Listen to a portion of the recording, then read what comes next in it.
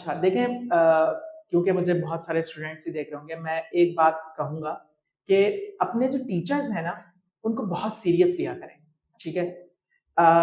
मैं अगर आज यहाँ पे भी बैठा हुआ हूँ ना, तो उसके पीछे मेरे एक यूनिवर्सिटी के टीचर का हाथ है, जो please start loving the process.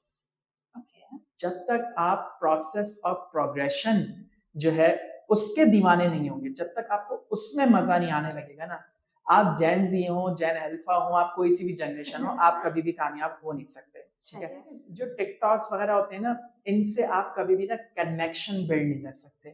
ठीक है? आप किसी के डोपामिन को तो हिट कर सकते हैं कि आप अपनी रील से, लेकिन जब तक आप 8 मिनट्स, 9 मिनट्स, 15 मिनट्स, 12 मिनट्स इस तरह का कंटेंट नहीं बनाएंगे, आप कभी भी अपनी ऑडियंस से कनेक्शन बिल्ड नहीं कर सकेंगे। कभी भी वो आपके बारे में जानने की कोशिश भी नहीं करेंगे, क्योंकि जब आप उनसे फिर अपनी ट्रेंड से हट के कुछ चीजें बनाएंगे, उनको आपसे कोई फर्क नहीं पड़ता। Assalamu alaikum and welcome back to Communico. This is Insha Fareed, and to be honest, it feels good to host after a little break. And of course, you guys have missed me. So I'm back and super excited for this episode. Today we have a very special guest with us who has been inspiring thousands of people online through his storytelling and creativity. And yes, I'm talking about Wakar Siddiqui, who has been a digital creator for over 10 years. And from vlogs, videos, storytelling to stand up comedy and travel videos, he has done it all. He is truly a digital content creator who actually knows how to connect with people. So, to explore more, just watch our podcast till the end and also do subscribe to our channel. Assalamu alaikum and welcome to Communical. Walaikum assalam. Thank you so much for inviting me. Most welcome. So, how are you doing today? बहुत अच्छा, बहुत जबरदस्त। जुम्मे की नमाज पढ़ के हम आ गए यहाँ पे आपके पास। Okay, nice. Thank you. अच्छा, so कैंपस लाइफ हर स्टूडेंट के लिए अलग होती है, कुछ दोस्तियाँ, कुछ यारियाँ, कुछ यादें, समथिंग. So आप अपने कैंपस लाइफ के बारे में मुझे थोड़ा सा बता सकते हैं?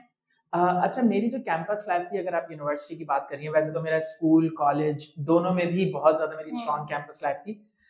लेकिन अगर मैं अपनी यूनिवर्सिटी की बात करूं तो वो 2 हिस्सों में ब्रेक हो गई थी। यानी कि पहले के 3 साल जो है वो मैंने एक यूनिवर्सिटी में पढ़ा, और उसके बाद मैंने अपना ट्रांसफर करवा के दूसरे कैंपस में आ गया, और वो बहुत ज्यादा कंट्रास्ट था। तो पहले जो 3 साल थे उसके अंदर तो मैं ये बात कहता था कि मुझे अपनी यूनिवर्सिटी के गेट से क्लास तक पहुंचने में आधा घंटा लग जाता था, क्योंकि मैं इतना मिलता हुआ लोगों से जा रहा होता था और इस तरह।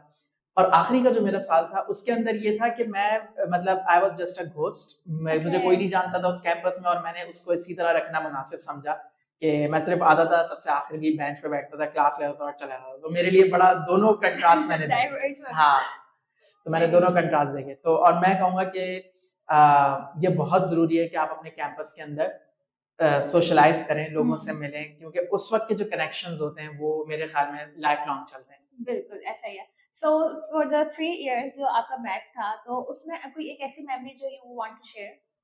अच्छा देखें, क्योंकि मुझे बहुत सारे स्टूडेंट्स ही देख रहे होंगे, मैं एक बात कहूँगा कि अपने जो टीचर्स हैं ना, उनको बहुत सीरियस लिया करें। ठीक है? मैं अगर आज यहाँ पे भी बैठा हुआ हूँ ना, तो उसके पीछे मेरे एक यूनिवर्सिटी के टीचर का हाथ है, जो पहले दिन, जो मेरी पहली क्लास थी यूनिवर्सिटी की, उस दिन मेरी उनसे मुलाकात हुई थी। सर आतिफ मुर्तजा, आप उनको लिंक्डइन वगैरह पे सर्च कीजिएगा। अमेजिंग ह्यूमन, अमेजिंग गाय, और सबसे बड़ी बात वो उससे भी अमेजिंग टीचर है। तो उनसे जब मेरी पहली दफा बातचीत हुई, और मैंने समर सेमेस्टर में ज्वाइन किया था, तो वो 3 महीने 2 महीने का हमने कोर्स किया, और उसके बाद वो यूनिवर्सिटी में कभी वापस भी नहीं आए।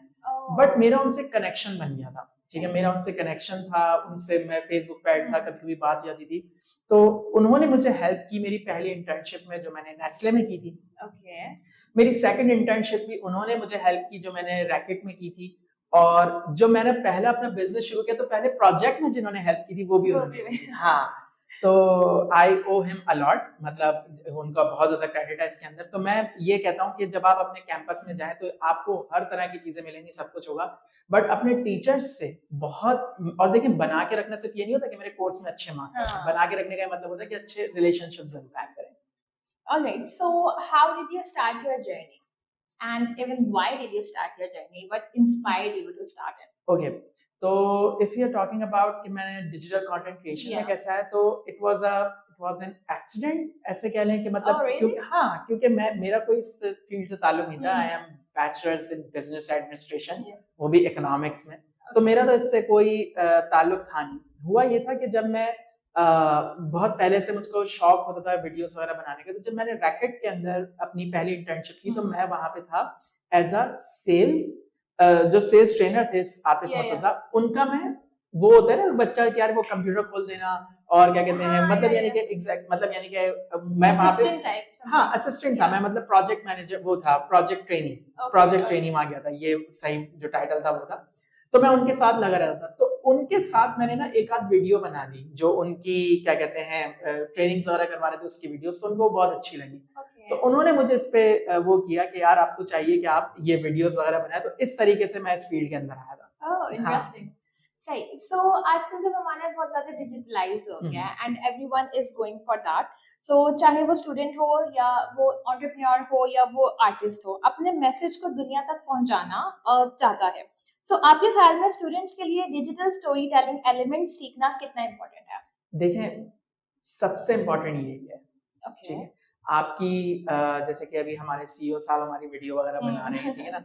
वीडियो बनाने वाले आपको मिल जाएंगे जो आपको इसके अंदर असिस्ट करेंगे, अगर आपके पास स्टोरी होगी कोई सुनाने के लिए, तो ये बहुत जरूरी है हर किसी को। अभी मैं कल इकरा यूनिवर्सिटी में मैं एक कीनोट सेशन दे रहा था, उसके अंदर मैं ये बात कर रहा था कि ये बहुत जरूरी है, क्योंकि हम जितनी तेजी से डिजिटलाइज करते जा रहे हैं चीजों को, जितनी तेजी से हमारा एआई लेता जा रहा है, अब तो हम मैसेज भी एआई से लिखवा देते हैं, तो उससे ना हमारा जो ह्यूमन एलिमेंट है ना, वो बहुत बहुत तेजी से कम होता जा रहा है।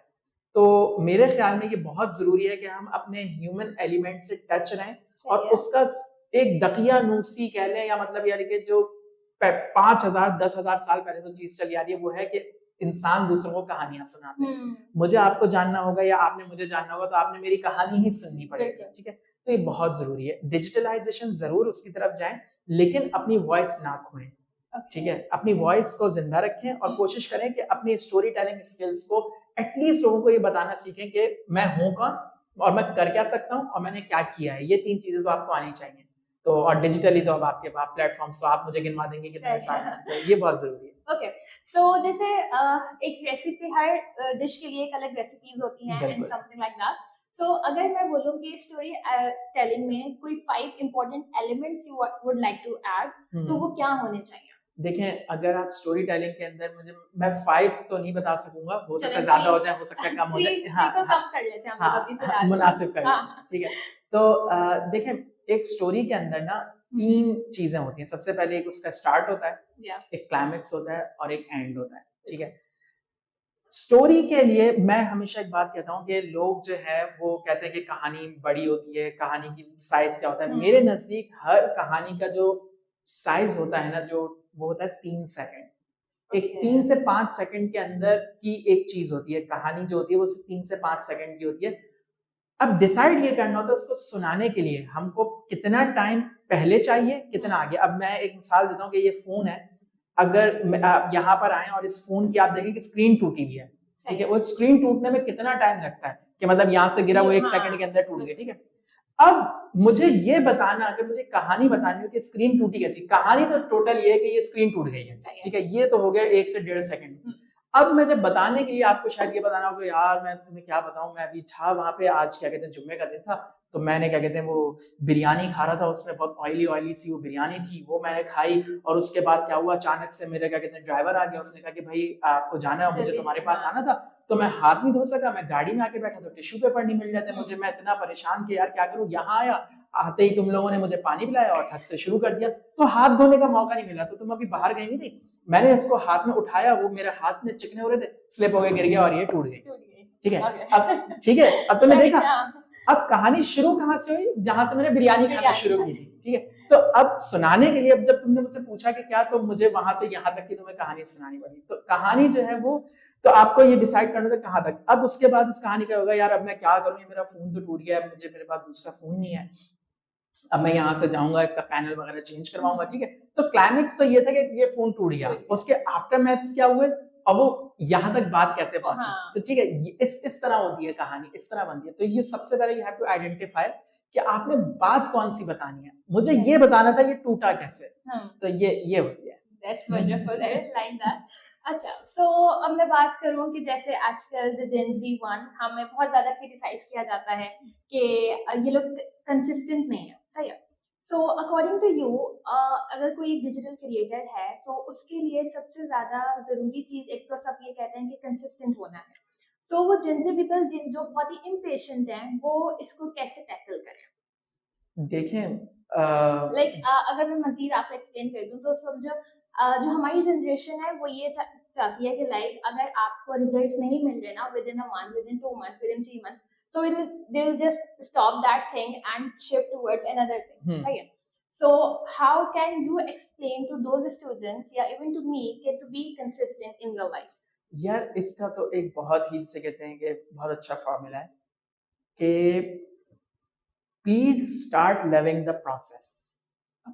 जब तक आप प्रोसेस और प्रोग्रेशन जो है उसके दीवाने नहीं होंगे, जब तक आपको उसमें मजा नहीं आने लगेगा ना, आप जेन जी हो, जेन अल्फा हो, आप कोई सी भी जनरेशन हो, आप कभी भी कामयाब हो नहीं सकते। ठीक है, मुझको अगर मुझे कोई काम करना है, जैसे कि अगर मैं ये कह लूं कि मैं जिम जाता हूँ, मुझको क्या कहते हैं बहुत अच्छी क्या कहते हैं बॉडी बनानी है, अपना वेट लूज करना है, सब कुछ करना है, तो अल्टीमेटली जब तक मुझे जिम जाना पसंद नहीं आएगा ना, जब तक मुझको वहां पे मजा नहीं आएगा उस वेट उठाने में, ट्रेडमिल में भागने में, साइकिल चलाने में, जब तक मुझे इन चीजों में मजा नहीं आएगा ना, I can never achieve the ideal body which I want. ये कभी हो ही नहीं सकता। तो आप कोई भी काम करें ना, कोशिश करें, जैसे कि अगर मुझे इन्फ्लुएंसर बनना है, लेट्स से मुझे डिजिटल क्रिएटर बनना है, तो मुझे सबसे पहले इस चीज से मोहब्बत होनी चाहिए यार, मुझे लिखने में मजा आने लगे कि मैं कहूँ यार मुझे वीडियो बनानी है ना, मुझे लिखूंगा तो मुझे मजा आता है लिखने में। तो काम मैं जेन जी या कोई किसी को भी यही मशवरा दूंगा कि भाई वो काम करें जिसके प्रोसेस से आपको मजा आता हो, क्योंकि अगर आपको प्रोसेस में मजा नहीं आता ना, you can never ever achieve what you actually want. Okay, that's perfect. So content creator बनना बहुत ग्लैमरस लगता है, लेकिन अंदर की बहुत सारी कहानियां भी अलग होती हैं। सो आपके मुताबिक सबसे कॉमन मिथ्स या मिसकंसेप्शंस क्या हैं कंटेंट क्रिएटर के बारे में? कि ये हर कोई कर सकता है। हाँ, ये हर कोई नहीं कर सकता। बिल्कुल, दैट्स अ टैलेंट इन बिल्कुल। देखिए, और ये जो टैलेंट है ना, कंटेंट क्रिएशन की सबसे अच्छी बात ये है कि लोग ऐसा कंटेंट भी बना रहे हैं, वो देखा होगा कि वो करते क्या है कि वो सीढ़ियों पे खड़े होकर बोतलें फेंक देते हैं। ठीक है, कंटेंट तो वो भी है, ठीक है ना। तो इसके अंदर जो चीज है ना, वो यही है कि कितना आप स्टिक रह सकते हैं अपनी चीज से। अब उसके लिए क्या टैलेंट चाहिए ये आपने वो करें, लेकिन ये कि आप उसके ऊपर कितनी आपको ट्रैक्शन मिलती है, नहीं मिलती। तो सबसे जो तुमने पहली बात कही ना, वो ये कंसिस्टेंसी, कांस्टेंट बहुत जरूरी है, बहुत ज्यादा। हाँ, okay. So multiple income streams के बारे में अगर हम बात करें तो बहुत से स्टूडेंट सोचते हैं कि कंटेंट से सिर्फ पैसा एक सोर्स से आता है, लेकिन असल में क्या मल्टीपल इनकम स्ट्रीम्स एक बिगनर के लिए पॉसिबल हो सकती हैं? बहुत मुश्किल है। Okay. बहुत मुश्किल है। और मैं जितने भी कंटेंट क्रिएटर्स मुझसे मशवरा मांगते हैं, और जैसे ही वो इस बात पे पहुंचते हैं ना कि यार मुझे इस काम से पैसे कमाने, मैं उनको वहीं रोक देता हूँ। Okay. इस काम से पैसे नहीं मिलते, स्पेशली पाकिस्तान में नहीं मिलते। बहुत दूर जाके, बहुत आगे जाने के बाद आपको कुछ पैसे मिलना शुरू होते हैं। तो कंटेंट क्रिएशन के अंदर अगर आपने आना है ना, वैसे तो ये हर चीज पे एप्लीकेबल है, लेकिन कंटेंट क्रिएशन के अंदर अगर आए तो just for the sake of content creation के लिए आए, इसलिए नहीं आए शुरू में। मतलब यानी कि मेरे जो दोस्त हैं, जो भी मुझसे जो कंटेंट क्रिएटर्स भी हैं, जो बाद में बने, जिनसे मेरी बातचीत होती है, मैं उनको पहली चीज यही समझाता हूँ कि भैया कम से कम 1 साल तक भूल जाना कि तुम्हें एक पैसा भी मिलेगा। If you want to do it for the love of it, go for it. लेकिन अगर आपको ये लगता है कि आप क्या कहते हैं इसके अंदर आएंगे और 2 हफ्ते में आपको पैसे मिलने लग जाएंगे, तो ऐसा नहीं होगा। It is possible to create multiple streams in content, और ये कोई ऐसी मुश्किल बात नहीं है। अब क्योंकि मैं इतने टाइम से कर रहा हूँ, तो आई हैव क्रिएटेड देम, कि मुझे पता है कि मेरी इस स्ट्रीम से मोनेटाइजेशंस, ब्रांड डील्स, एंडोर्समेंट्स, ये सब चीजें, पीआर, इन सब से अब मुझे पता है। But when you started also you didn't know about हाँ, तो प्लीज स्टार्ट इसलिए ना करें, this is a by product of it. Alright, so हम एआई की बात अगर करें, डिजिटल टूल्स की बात करें, सो आपके एक्सपीरियंस में एआई और डिजिटल टूल्स का रोल कंटेंट क्रिएशन में कैसा है? अब तो बहुत ज्यादा है, everything you can do with it. हाँ, बिल्कुल बहुत ज्यादा है, और मेरे ख्याल में कि हम बहुत इंटरेस्टिंग एज में जी रहे हैं इस वक्त, ये जो एज है ना, क्योंकि इस वक्त हमने द डॉन ऑफ एआई देखा, हमने पहली दफा देखा कि यार ये चीजें पॉसिबल हैं, ठीक है। तो मेरे जहां तक का ख्याल है कि इसको इस वक्त कोई डिनाई करने वाला है ना, सिर्फ और सिर्फ वो अपने करियर को तबाह करने वाली बात कर रहा है। इसको बिल्कुल डिनाई ना करें, इसको लर्न करें, इसको सीखें, और ये बहुत जरूरी है इस वक्त, बहुत ज्यादा। सही। ओके, सो एक तरफ आता है कि जो शॉर्ट रील्स एंड टिकटॉक्स ने हमारे जनरेशन का बिल्कुल ही कॉन्सेप्ट बदल दिया है, और दूसरी तरफ वो लोग भी हैं जो अभी भी ब्लॉग्स एंड पॉडकास्ट जो हैं वो लंबे ड्यूरेशन की देख रहे होते हैं। सो अकॉर्डिंग टू यू कि लॉन्ग टर्म ये बेनिफिट है अगर पॉडकास्ट या ब्लॉग्स आप लोग लंबे ड्यूरेशन की बना रहे हैं, so is it beneficial for the long term as well? बिल्कुल बिल्कुल है। और क्योंकि देखिए जो टिकटॉक्स वगैरह होते हैं ना, इनसे आप कभी भी ना कनेक्शन बिल्ड नहीं कर सकते, ठीक है। आप किसी के डोपामिन को तो हिट कर सकते हैं कि आप अपनी रील से लेकिन जब तक आप 8 मिनट्स 9 मिनट्स 15 मिनट्स 12 मिनट्स इस तरह का कंटेंट नहीं बनाएंगे, आप कभी भी अपनी ऑडियंस से कनेक्शन बिल्ड नहीं कर सकेंगे। कभी भी वो आपके बारे में जानने की कोशिश भी नहीं करेंगे, क्योंकि जब आप उनसे फिर अपनी ट्रेंड से हट के कुछ चीजें बनाएंगे, उनको आपसे कोई फर्क नहीं पड़ता। फिर तो ये बहुत जरूरी है कि आप करें, और इसके लॉन्ग टर्म इम्पैक्ट्स ये होते हैं कि फिर आपको ब्रांड डील्स वगैरह ये सब जो चीजें मिलती हैं वो लॉन्ग पे ही ज्यादा मिलती हैं बनस्बत शॉर्ट पे। बिल्कुल, दैट्स अ गुड पॉइंट। अच्छा, सो आजकल एक चैलेंज ये भी होता है कि ऑथेंटिक रहे या वायरल होने के पीछे रेस में लगे। सो आपके लिए ऑथेंटिसिटी एंड वायरलिटी को बैलेंस करना किस तरह मुमकिन है? देखें, मैं वायरलिटी के पीछे तो बिल्कुल भी नहीं जाता, चाहता ही नहीं। मुझे मतलब यानी कि कोई सरोकार ही नहीं है वायरल होने से, क्योंकि जिस वक्त मैं ऑथेंटिक होना शुरू हुआ ना, मैं ऑटोमेटिक वायरल होना शुरू हो गया, ठीक है। ये बहुत जरूरी है ये बात समझना कि दुनिया में ना हर चीज की कहानियां मौजूद हैं, ठीक है, जो कि कोई भी सुना सकता है, ट्रेंड कोई भी फॉलो कर सकता है, कुछ भी कर सकता है। लेकिन अगर आपको यूनिक होना है तो आपको ऑथेंटिक होना पड़ेगा, और लोग ऑथेंटिसिटी की तरफ ही जाते हैं। तो अगर आप मुझसे इन दोनों का बैलेंस पूछें तो देयर इज नो बैलेंस। आपने ऑथेंटिक ही रहना है, आप डेफिनेटली इंशाल्लाह वायरल होंगे। If you have a strong voice आप जरूर होंगे। तो प्रायोरिटी हमें जो है वो ऑथेंटिसिटी बिल्कुल, मतलब प्रायोरिटी मतलब यानी कि there is no second thing. हाँ, प्रायोरिटी तो छोड़ ही दे, मतलब एक ही चीज है, टू बी ऑथेंटिक। अगर आप वो नहीं होंगे तो यार, इनका भी इंस्टाग्राम है, तुम्हारा भी है, मेरा भी, हम सबका इंस्टाग्राम है ना। हम सभी जो है, अगर हम सब वो टेलर स्विफ्ट की शादी हो गई तो हम सब टेलर स्विफ्ट की शादी के पीछे पड़ जाएंगे। तो मतलब ठीक है, विद टाइम हमको एक आध जोक वोक कर देंगे उसके ऊपर जो वायरल हो जाएगा, but nobody will remember us, nobody will. वो टेलर स्विफ्ट को याद रखेंगे। बिल्कुल, become a Taylor Swift. Okay, that's perfect.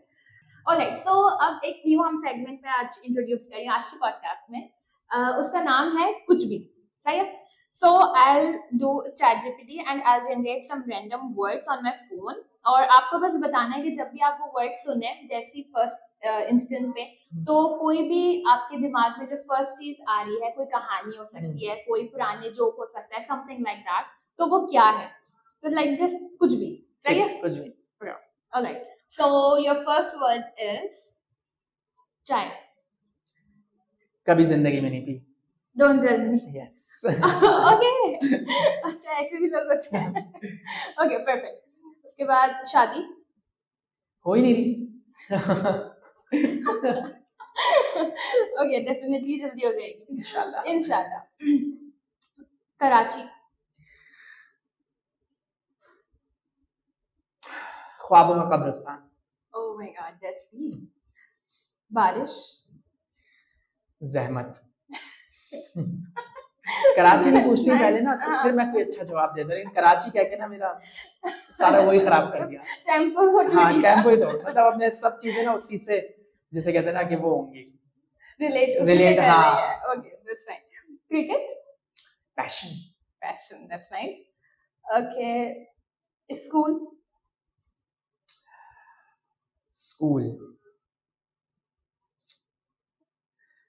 memories, philosophy. a fool's paradise. Oh my God, that's nice. And a dream.